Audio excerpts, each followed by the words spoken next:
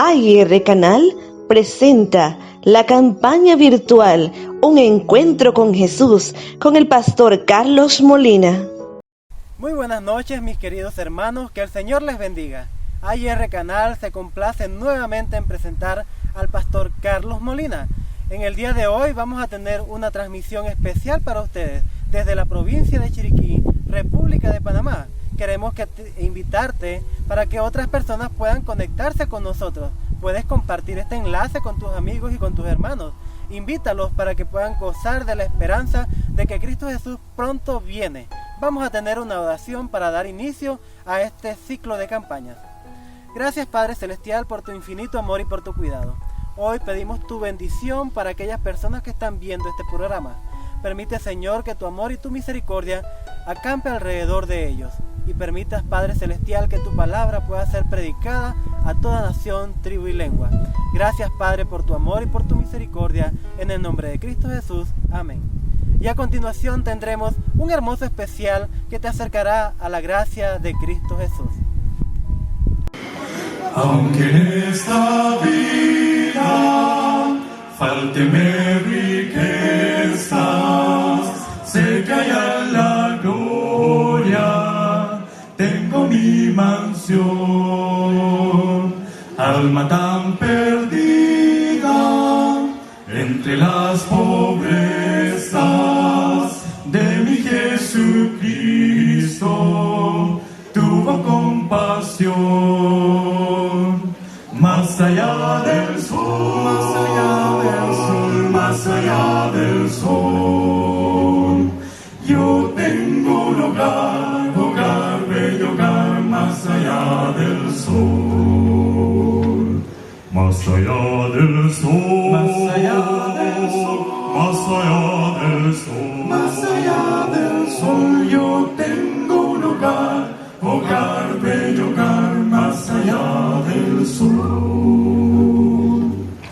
Cristo a cada raza del linaje humano puede impartirle plena salvación,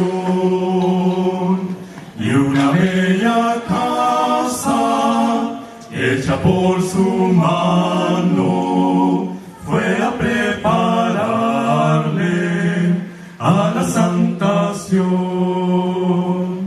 Más allá del sol, más allá del sol, más allá del sol, yo tengo un hogar, hogar, bello hogar, más allá del sol.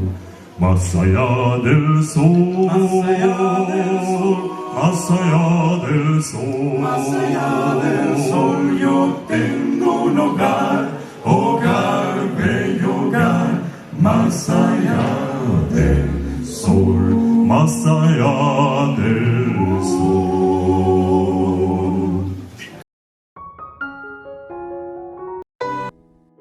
Y esta noche tendremos la oportunidad de escuchar nuevamente al pastor Carlos Molina con su tema, la justicia del publicano, cuando Dios está cerca. Te invitamos a que te quedes con nosotros y puedas compartir este hermoso mensaje con los demás.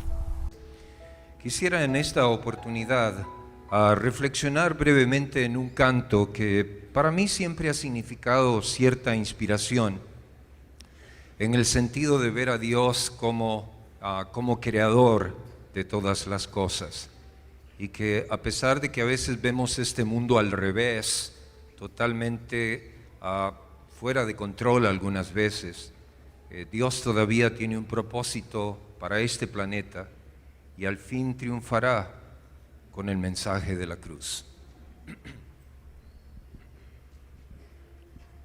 El mundo es de mi Dios, su eterna posesión. Eleva a Dios su dulce voz, la entera creación. El mundo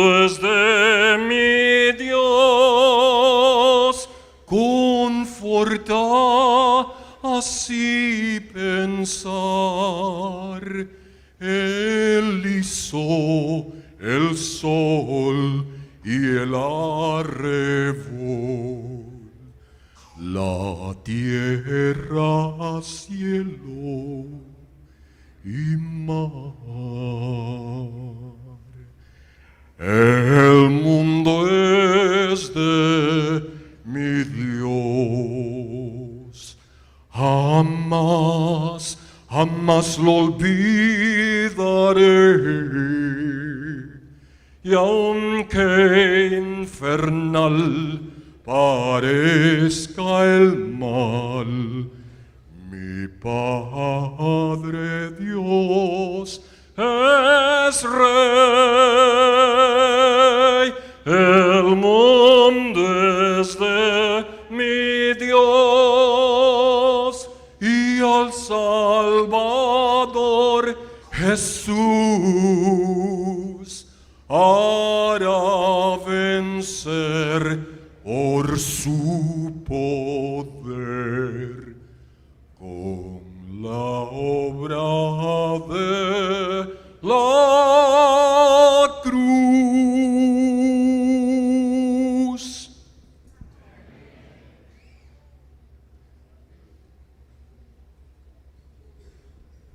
Entre los años 1896 y 1945 se descubrieron en Egipto, en una localidad entre otras llamada Nag Hammadi, varios documentos llamados, algunos de ellos evangelios, que presentan a un Jesús diferente al que los evangelios del Nuevo Testamento lo hacen.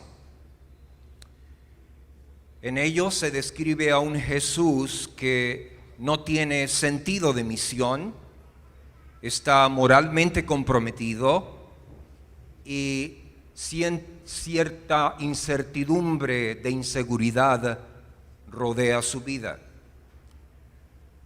Los teólogos neoliberales hoy dicen que esos son parte real de los evangelios que deberían de tomarse en cuenta.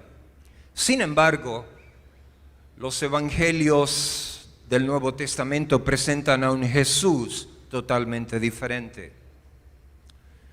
De hecho, lo encontramos, según dice 2 de Corintios 11:2, que Pablo dice: cualquiera otro que predique a otro Jesús no es el que nosotros hemos querido que ustedes conozcan.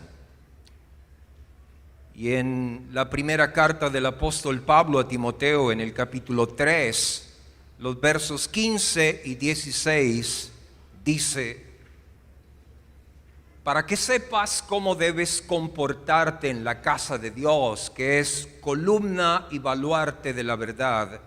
Y después el apóstol continúa diciendo: porque indiscutiblemente grande, magnífico es el misterio de la piedad. Dios fue manifestado en carne. Así que cuando comparamos el Nuevo Testamento con los documentos de Nag Hammadi, nada que ver con el Cristo bíblico.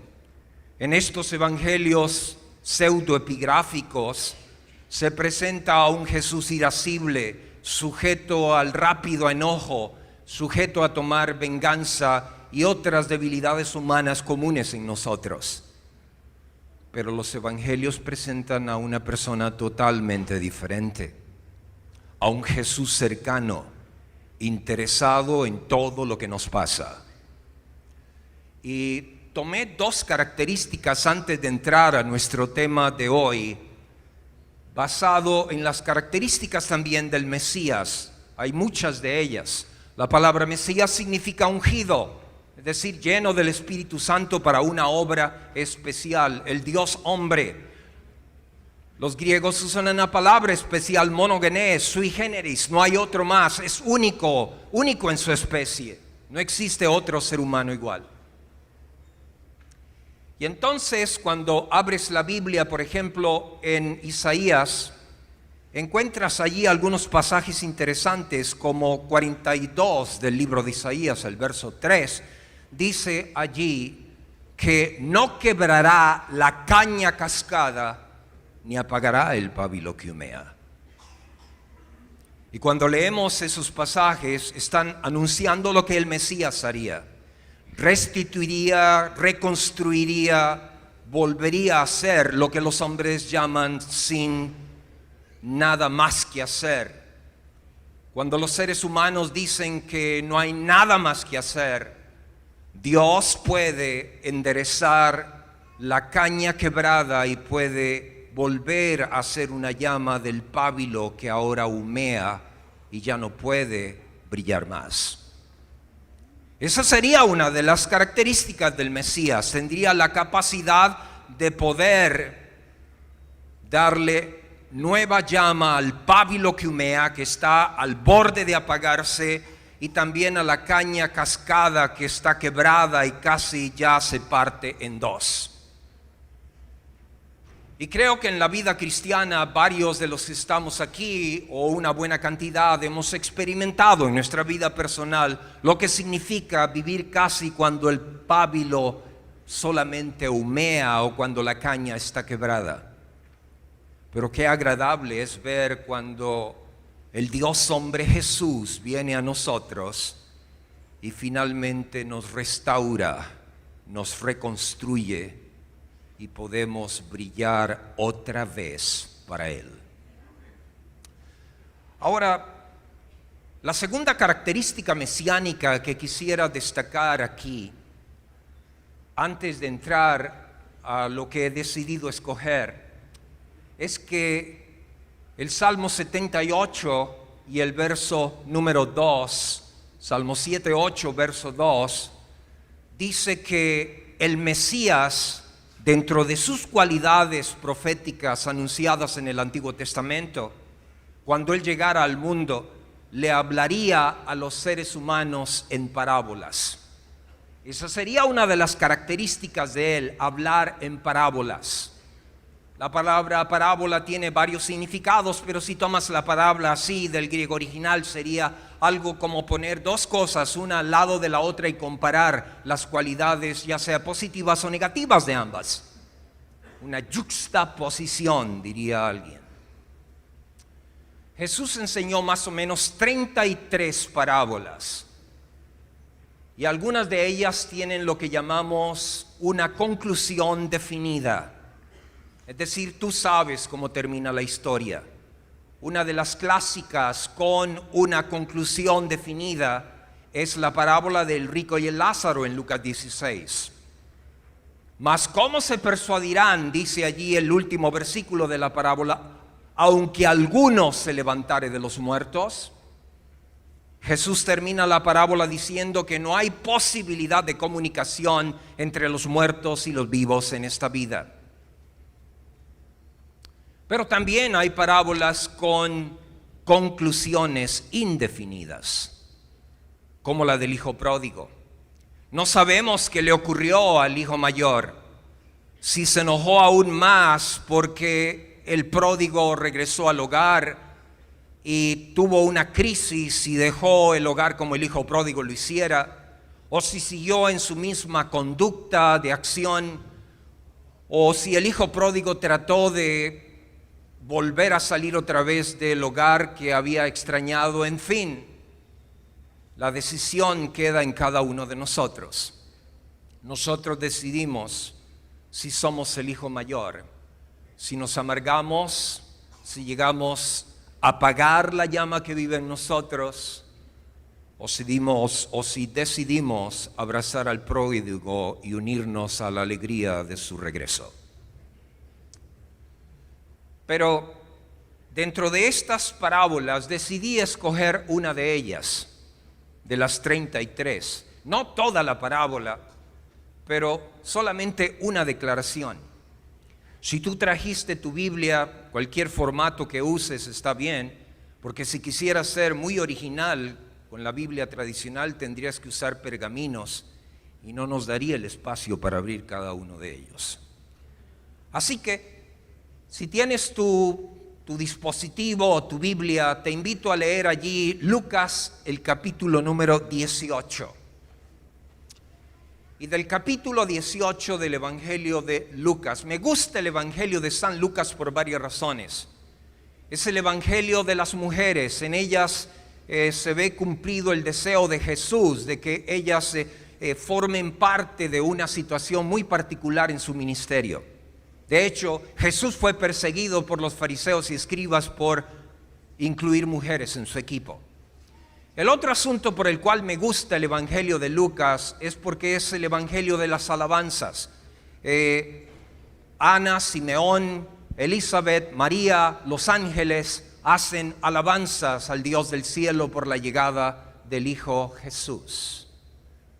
Y es el Evangelio de los intocables. El médico Lucas era considerado intocable porque él tenía que tocar inmundos, gentiles inmundos con enfermedades diversas. Y ante los ojos de un judío eso era contaminarse. Pero Lucas nos enseña que Jesús es para todos, que Jesús abre sus brazos bien ancho para todos. Lo que nos interesa observar aquí en Lucas 18 es que Jesús presenta el inicio de la parábola en el verso 10 diciendo algo muy común de parte de él: dos hombres. Algunas de sus parábolas dividen a la humanidad en dos grupos. Nosotros hoy en día tenemos diversidades de agrupaciones y mezcolanzas distintas, pero al fin del tiempo habrá dos grupos: los que hayan seguido al Señor Jesucristo y sus enseñanzas, y finalmente los que hayan decidido vivir bajo su propia decisión y conclusión. Dos hombres subieron al templo a orar. Lucas está en lo cierto. Jerusalén está a más de 700 metros sobre el nivel del mar y el templo está todavía a unos 11-15 metros más alto que lo que llamaríamos la ciudad alta o la ciudad baja. Y a medida que te vas acercando al lugar santo, hay varias escalinatas. Dependiendo del lugar, pueden llegar hasta 15 pasos, etcétera, o peldaños, hasta llegar al atrio de los sacerdotes. Tenemos entonces el atrio de los gentiles, que es el primero, el atrio de las mujeres, segundo, el atrio de Israel, o el atrio de los varones, como se le conoce también, y finalmente el atrio de los sacerdotes, allí en la entrada hacia el lugar santo, o en la escalinata, o en la base de la escalinata. Ambos suben a orar. Los motivos son diferentes. Brevemente, permíteme decirte que el fariseo representa una clase muy especial en los días de Jesús. Habían alrededor de unos 6,000 fariseos, y estos 6,000 fariseos controlaban la moralidad y la educación de la nación judía. Pero hay un problema con este caballero aquí. Él habla de todo lo que hace, pero no dice todo lo que Jesús puede hacer en él. Y es lo que algunos conocemos como la salvación por obras. Entre más hago, Dios me quiere más. Y lo interesante aquí es que él no estaba muy lejos de lo que el sistema grecorromano de la época creía. El sistema grecorromano religioso de la época creía sencillamente que cuando alguien hacía una entrada al templo de alguno de los dioses del panteón romano, la palabra fe era desconocida en el imperio greco-romano. Ellos no manejaban el concepto fe. Lo que manejaban era la idea de doy para que me des.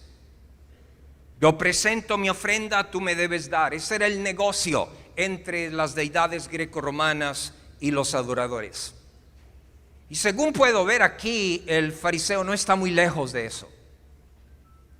Ahora, la Escritura nos dice, a través de todo lo que podemos inferir, que transformación sin información puede degenerar en misticismo y fanatismo. Pero información sin transformación puede convertirse en blasfemia.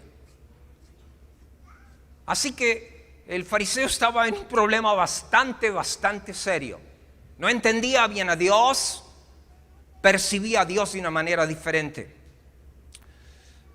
Leí hace algunos días atrás, mi esposa y yo estábamos haciendo nuestra devoción familiar de la mañana y ella escogió allí un pasaje del pastor Mark Finley en el librito devocional ese que se llama Nuestro Firme Fundamento, de diciembre 2003 creo que es. La página es la número 342 y tanto por allí.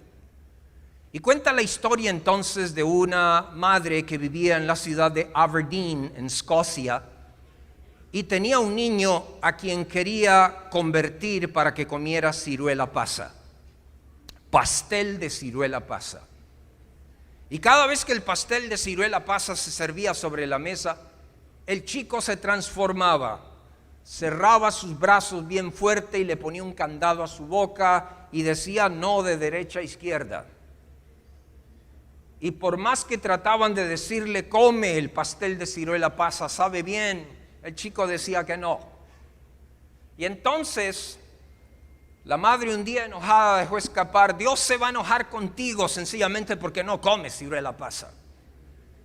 Y el chico cerró más los brazos. Y una de esas noches se vino una tremenda tormenta en el área.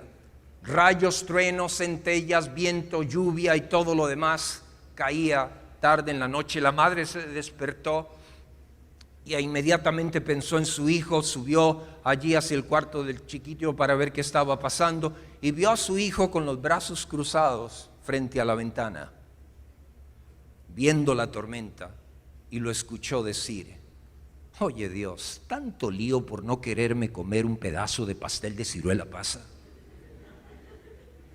La idea que tenía era que pues Dios estaba molesto con él. Y el fariseo vivía ese concepto. Hago, no hay enojo. No hago, sí hay enojo. Pero ahora veamos el otro hombre.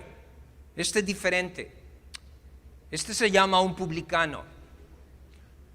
Los fariseos y la gente culta de Israel tenía varios proverbios contra ellos porque eran vendepatria, es decir, ellos, tú sabes, cobraban impuestos y cobraban uno para Roma, 2 para mí y otros 2 más para mí. Y se hacían ricos de la noche a la mañana, sobornaban a los soldados romanos para que todos ellos hicieran un solo paquete. O sea, eran desfalcos de no 1, 2, 3 personas, eran de varias personas y el Estado romano tenía que luchar con eso todo el tiempo. Así que este también va al templo, pero la Biblia dice estando lejos en el versículo 13, más el publicano estando lejos. Déjame desenvolver este concepto que es el centro de mi tema en esta hora. ¿Qué quiere decir estando lejos? La palabra original es, podríamos llamarla como macron, y es como alguien que está observando todo, pero desde lejos. Y si tú puedes ver allí, en la parte izquierda, arriba de la diapositiva o del cuadro allí, ves una línea que dice el atrio de los gentiles y también la ves aquí al lado derecho en la parte más abajo del cuadro. Ese era el atrio de los gentiles. Allí era donde se les permitía llegar a todos los que no eran judíos. Ese era el sitio donde ellos podrían acercarse como límite máximo para buscar de alguna manera la presencia de Dios. Si me ayudas con la siguiente, gracias. Podemos entonces observar en la siguiente diapositiva otro asunto más. Aquí lo puedes ver más de cerca. Este es el atrio de los gentiles en una maqueta del Holiday Inn en Jerusalén que hicieron para tratar de traer esa idea allí.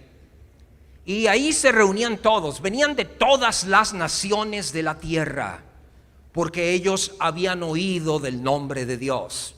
Pero al entrar al templo se encontraban con un shock, no podían pasar más allá. Y para complicar las cosas, era allí donde los cambistas tenían todo su gran negocio. Era allí donde mugían todos los ovinos y los bovinos y los caprinos.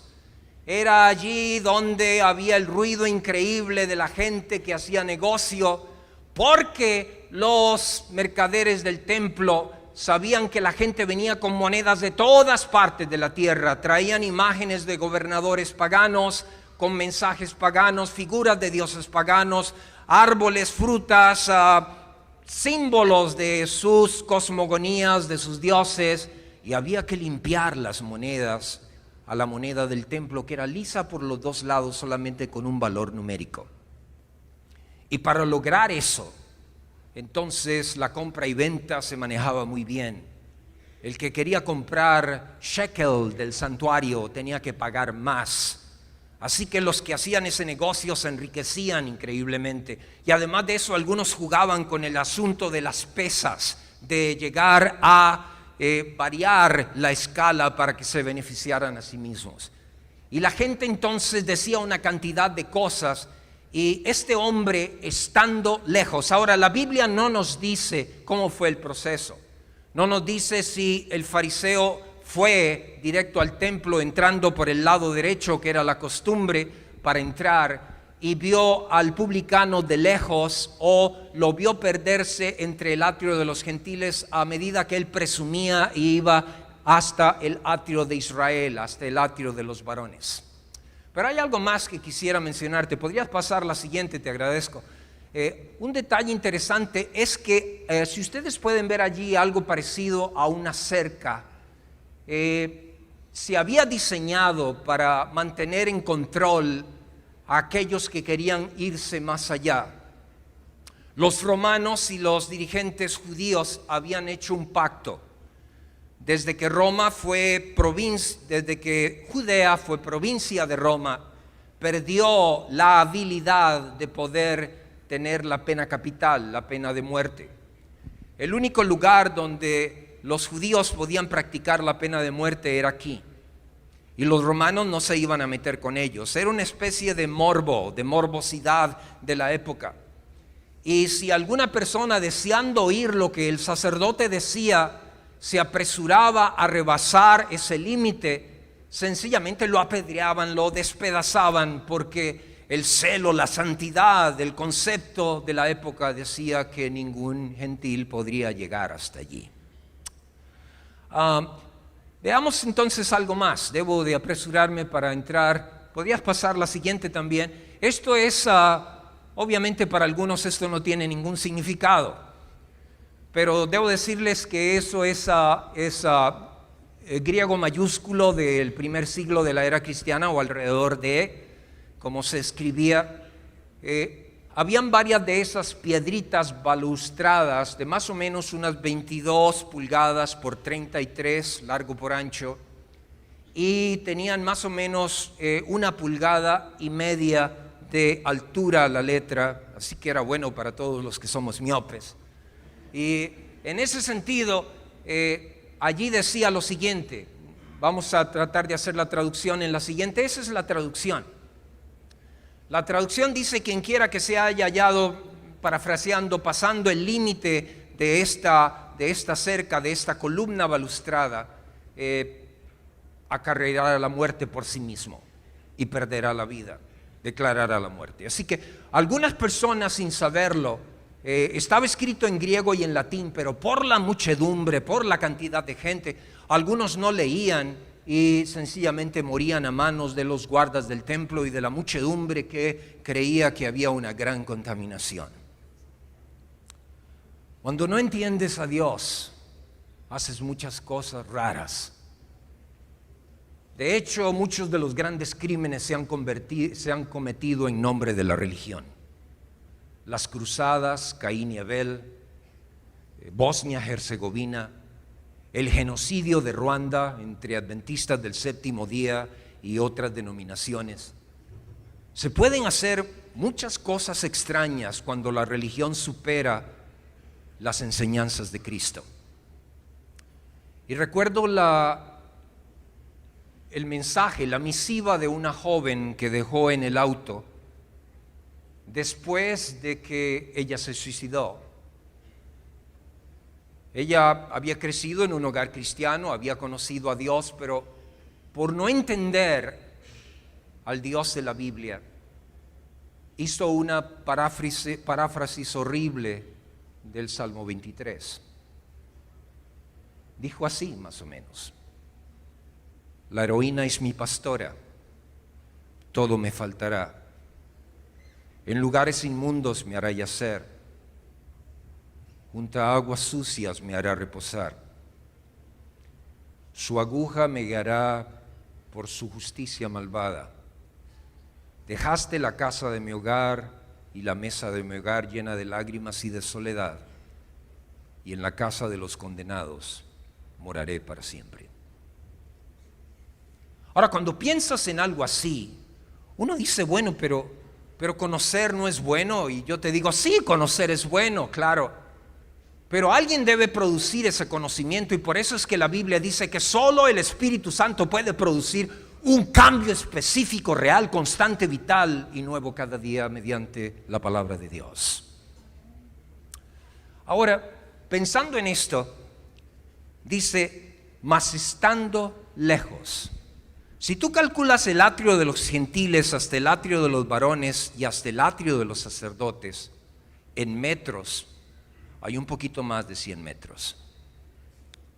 Y con la cantidad de gente hablando, ellos no podían escuchar absolutamente nada. Así que cada vez que venimos a este lugar, debemos procrear una intencionalidad. Como decía el famoso predicador Crisóstomo del siglo IV de la era cristiana, debemos salir con ganancia de un lugar así. Debiéramos aprender a salir con ganancia de un lugar así. Y no es que Dios no habla, Dios sí habla. Lo que pasa es que estamos sintonizando otras estaciones y estamos marcando otras direcciones donde la voz de Dios no trabaja. Pero Dios sigue hablando a sus hijos.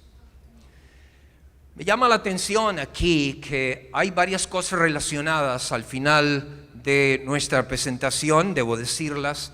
La primera de ellas es que Jesús buscaba y quería ayudar a los solitarios que andaban lejos. Si tú recuerdas allí en el Evangelio según San Marcos, la Biblia dice que Él no quería enviarlos de regreso a su casa porque había mucha distancia, estaban muy lejos y no habían comido todo el día. Quería producir algo bueno para ellos. Miró la higuera desde lejos y la vio frondosa. Cuando se acercó, la vio que no tenía frutos y decidió darle un tiempo más a ver si podía dar algún fruto digno de su apariencia. Y finalmente también tuvo paciencia del Pedro que anduvo lejos cuando Jesús fue llevado del Getsemaní a los horribles eventos que le esperaban. Pero hay algo más que quiero decir antes de cerrar aquí, y es que lo que el publicano quería era paz. ¿Quién no quiere paz? Todos la queremos. Pregúntale a todas estas personas que intentan quitarse la vida aunque todo lo tienen. Pregúntale a estas personas que tienen uno o más títulos doctorales y la vida la tienen vacía, sin ningún sentido ni propósito. Pregúntale a cualquier persona que dice que el mundo no tiene significado. Todos queremos paz. Y la Biblia nos dice entonces que el publicano se golpeaba el pecho diciendo ¿qué cosa? Dios, sé propicio a mi pecador. Me encanta la idea como Lucas lo pone, porque el salmista habla de algo parecido.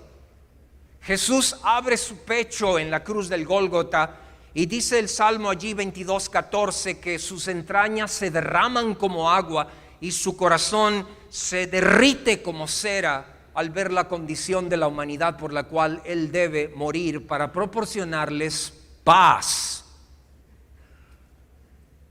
Y encontramos entonces que en esta circunstancia tan especial, el fariseo pregunta, Dios, sé propicio a mí, pecador. Es un anhelo. Lucas utiliza una palabrita interesante, es la palabra hilaskomai. Hilaskomai es una palabra de esas compuestas. Y puede significar expiar, puede significar también rendir, puede significar también algo similar a cubrir o por lo menos ayudar, pero también puede significar pacificar, pacificar. Y eso es lo que dice Isaías 53, verso 6. El castigo de nuestra paz fue sobre él y por su llaga fuimos nosotros curados. Pablo tomó eso en el Nuevo Testamento y dijo ahí en Romanos 5:1, justificados pues por la fe, tenemos paz para con Dios por medio de nuestro Señor Jesucristo. Lo interesante aquí es que tanto Pablo como Lucas conocían muy bien una profecía del libro de Isaías que dice que el efecto de la justicia será paz y el efecto de la paz será reposo que durará para siempre. La otra vez estaba leyendo un proverbio súmero de hace 4000 años de antigüedad. Usamos mucho el texto bíblico, todo lo puedo en Cristo que me fortalece, para hablar casi de que todo lo podemos hacer. Pero el contexto en el cual Pablo está usando el pasaje básicamente es aprender a vivir en la abundancia y en la escasez. Todo lo puedo en Cristo que me fortalece, puedo aprender a vivir con mucho o con poco. Y el proverbio súmero dice así: el que tiene trigo, el que tiene trigo es feliz, el que tiene cebada es feliz, y si tiene trigo es más feliz, pero el que tiene solo un poco de trigo o de cebada duerme feliz. Y es una gran realidad, pero el publicano quiere algo especial en su vida. Y dice la Biblia que desciende a su casa justificado. ¿Entiendes lo que significa la justicia por la fe? ¿Entiendes lo que significa el regalo de Dios para todos nosotros aquí? Lo interesante es que cada vez que venimos a este lugar, Dios lo llamó en forma figurativa casa de oración para todas las naciones. Lo único es que tú tienes que entrar sintonizado con el cielo para poder descubrir lo que Dios quiere. Cuando Salomón dedicó el templo, él allí en Primera de Reyes, en el capítulo 8, hace una oración maravillosa. Y en ese capítulo él incluye 7 pedidos. 7 pedidos que Dios contestaría si el pueblo errara, si tuviera algunas dificultades, etc. Pero hay un pedido particular con el cual quisiera casi cerrar en esta noche. Y es que Salomón dice en ese pedido: y si tu pueblo hubiere pecado y hubiere plaga en el corazón. Esa es la más difícil de quitar, ¿sabes? Porque no tenemos poder para hacerlo por nosotros mismos. No hay elemento capaz en el mundo para poder remover la plaga del corazón. Y eso era lo que el publicano quería remover de su vida y lo que todo ser humano quiere remover. La paz que solo proviene al remover la plaga del corazón.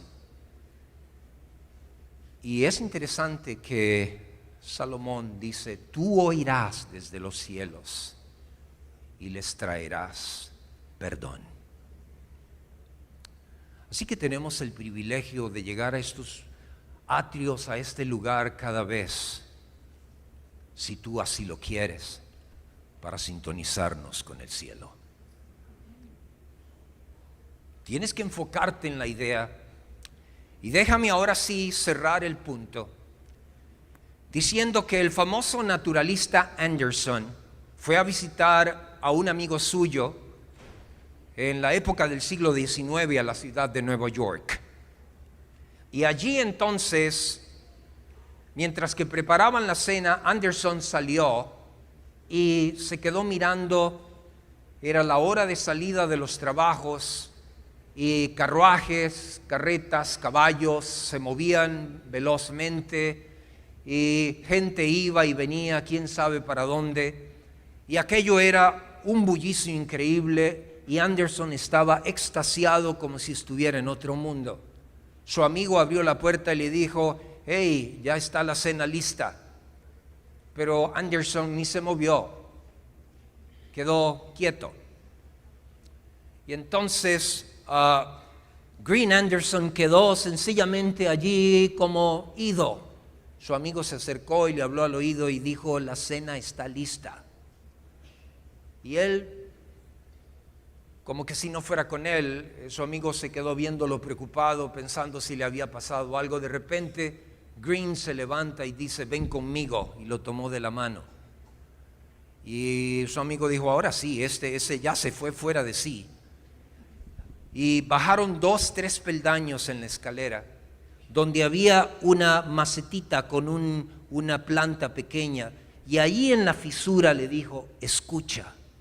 Y ahí en la fisura entre los 2 ladrillos había un grillito cantando su canción de cuna para dormirse. Y entonces el amigo le dijo a Green: pero ¿cómo es posible en medio de esta bulla, este bullicio tan terrible, tú has podido oír el sonido de un grillito? Te voy a explicar, dijo Green. Siéntate, la comida se enfría, siéntate.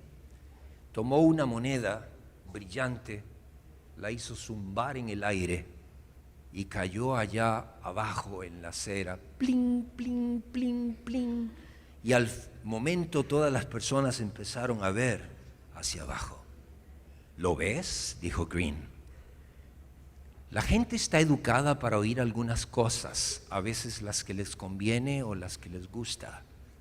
Yo eduqué mi oído para oír los animalitos en lugares donde nadie más podría oírlos.